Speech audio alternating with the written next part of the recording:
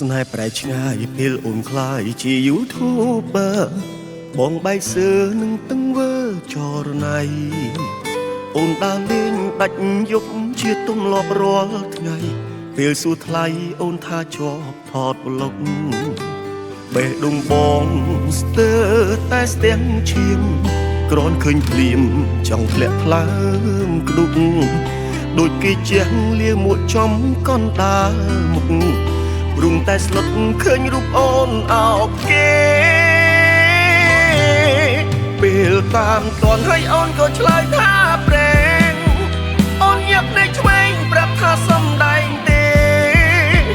អូនថាគុំគិតច្រើនបងជាមនុស្សអូនស្នេហ៍ក៏ប៉ុន្តែនិយាយរៀងតាក់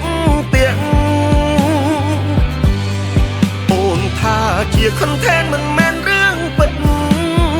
ប្រាប់បងកុំគិតគេត្រឹមជាមិត្តភក្តិអារម្មណ៍បងប្រាប់ច្បាស់គ្រាន់ជាលេះវលាក់តាមពិតទៅមាសមេអូនលួចលាក់តាក់ទងគេយូរហើយ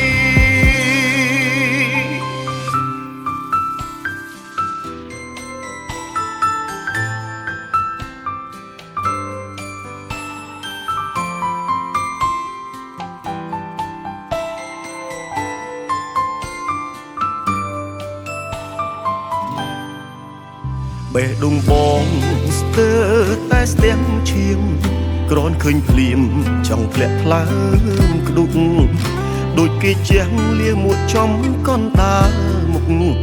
រុំតែស្លុតឃើញរូបអូនអោបគេពេលតាមតន់ឲ្យអូនក៏ឆ្លើយថាប្រេងអូនញាប់នៃឆ្វេងប្រាប់ថាសំដែងទេ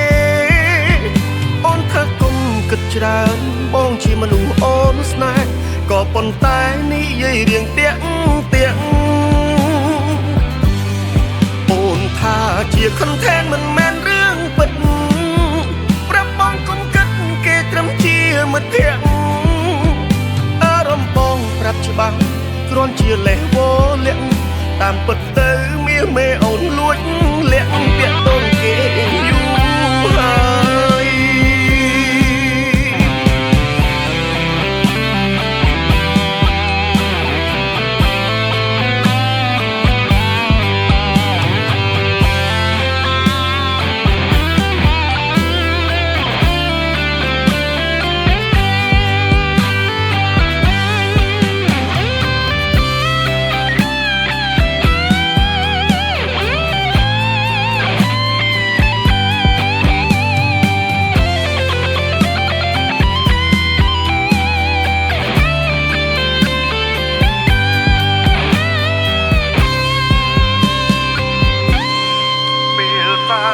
ឲ្យអូនក៏ឆ្លើយថាប្រេង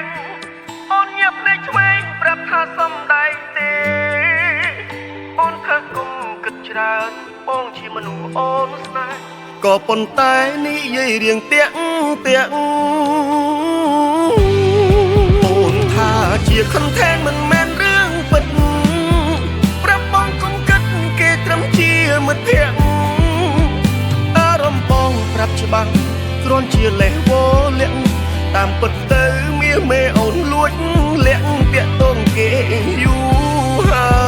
យតាមពិតទៅមាសមេអូនលួចលាក់តាក់ទងគេយូរហើយ